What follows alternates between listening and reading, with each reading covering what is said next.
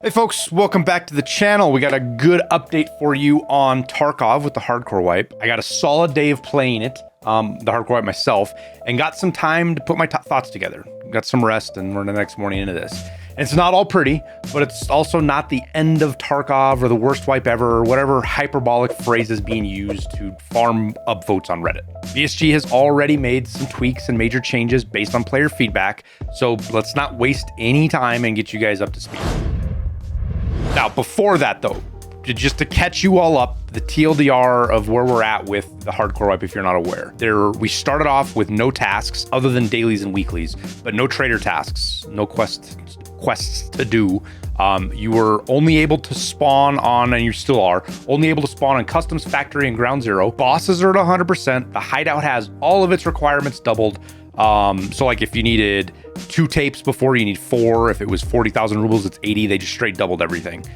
Vendor prices are nerfed on both ends of the transaction. So things are more expensive to buy and they don't give you as much for what you pay for. And those nerfs are anywhere from like on the low end of 20% to as much as 40%. So it just depends on the trader. Oh, player scavs had nearly a 90-minute cooldown. So when you died, you were 90 minutes before or maybe it was like 85 minutes. It was almost an hour and a half before you could do your next scav. And there was a bunch of other stuff as well.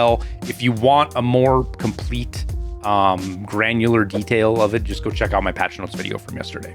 But this all made for a pretty rough first day. Not gonna lie, not gonna butter it up. The game was still fun for me. I enjoyed it, but I like that kind of grindier, maybe not grindier, but more difficult gameplay. But not having tasks was even a bridge too far for me. It takes away too much of the progression of the game. They're just too integral to how the game works. But as promised, BSG was going to tweak things based on community feedback. And because they're just testing things. This isn't like, oh, we're going to leave traders off for the whole wipe or tasks off. They just wanted to test stuff. So this morning, we got the info that they are making some pretty significant changes. First, tasks are back in the game. But now, keep in mind, that doesn't mean trader progression is back.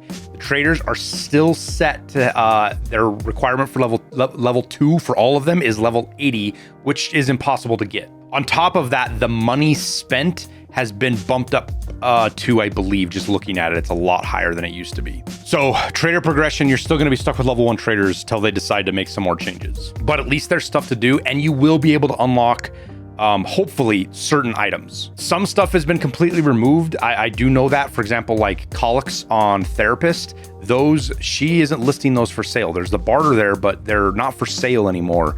And not just because I don't have her unlocked. If you go look, you can see what they do and don't have. So they have pulled stuff out.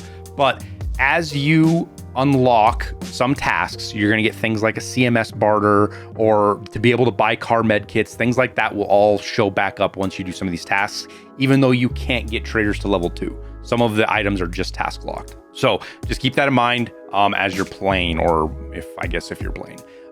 They have also reduced the cost of insurance. Now, to me, this is kind of whatever. I'd be fine if they just removed insurance altogether. That's where I think of it for this hardcore wipe.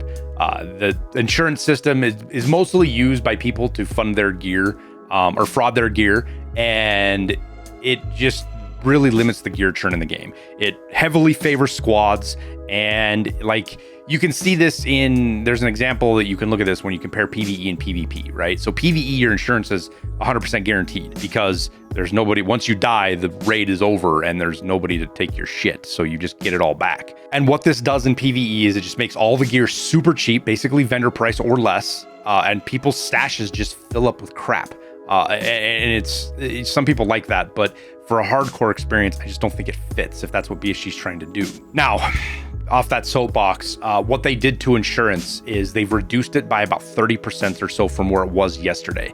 So it's still crazy prohibitively expensive. You're not going to be insuring all anymore, but I still think it's going to have a place in the hardcore wipe. Instead of insuring entire guns, you'll insure like just a scope or a suppressor, or maybe a really good part you have that you found that you can't buy or find anywhere else. And instead of insuring your whole armor, you'll insure your good plates. You know, if you have a class 5 front plate, or, you know, maybe both of your class 4s or whatever it is. That's just kind of where I see this going right now.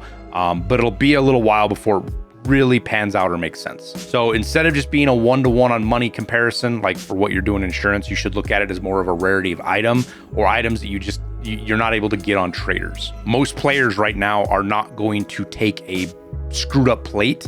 Some will, but most of the time, if your armor is screwed up, they're just going to leave it. So you should get that back. But I don't want to say too much about that until I try it out myself, and I might be able to finally now, though I don't have a lot of money to insure with either. The last thing they've done so far is they've turned down scav timers, the cooldown timer. It was about 90 minutes, maybe 85 hour, and it was roughly about an hour and a half. So if you died, you had an hour and a half where you could run your next scav. This is down to 45 minutes now. So they're still long, but you're going to be a little bit more available. But expect queue times to be pretty long with these still, though. A lot of players running scavs, and you only have 3 maps you can queue into.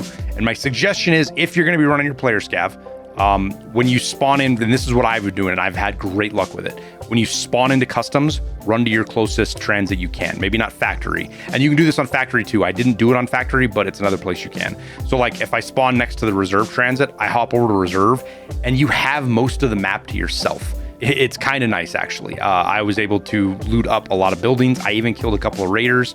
And I missed my extract by like 5 seconds. So I didn't get my gear out, but that was my own fault for going to the wrong extract. But it's there.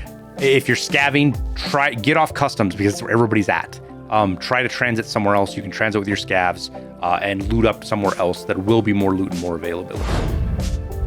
Now, with that, the transits we're talking about, they have bugs they need to fix and adjusting the parameters for spawning, which is needed so badly.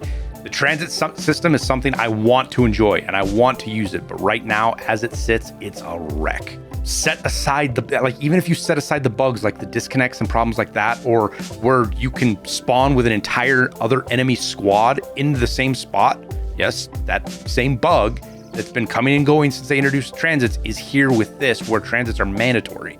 And the mechanics themselves, the spawns, they're miserable too. So with that, we'll just keep on chugging and seeing what else needs to be adjusted. One thing, I'm going to be that guy here and have an opinion that's probably going to get me torched by a lot of people, but whatever. I think the 100% boss spawn is a huge problem with this hardcore wipe. The gear they drop is more impactful than having the flea open. Don't mistake me. I get it. The bosses are fun to fight. I like having them on the map 100% myself.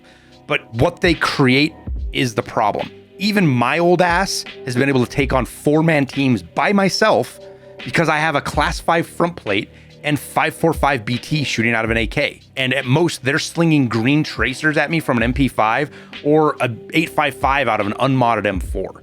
And this just doesn't work for short-term or long-term with this wipe. I shouldn't be able to take on 4 players simply because I outgear them. And there's lots of ways to fix this. There's lots of ways to balance it. I'm not going to get into that. I'm just going to put my stamp on the idea that having bosses at 100% is a problem. Okay, with that, we're going to wrap it up. But real quick, I want to do a plug on, we're running a charity stream right now on YouTube and Twitch. You can come over, just give money to a good cause. It's for Stack Up. They're an organization that helps out vets and service members all over the world.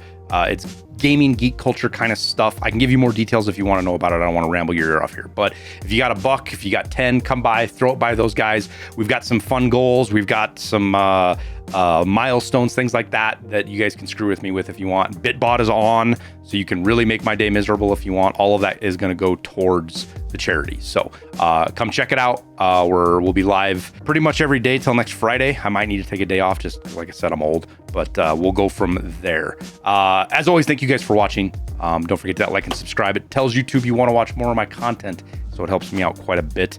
And that's it. Wish you guys the best of luck in your raids, and we'll see you in Hardcore Tarkov.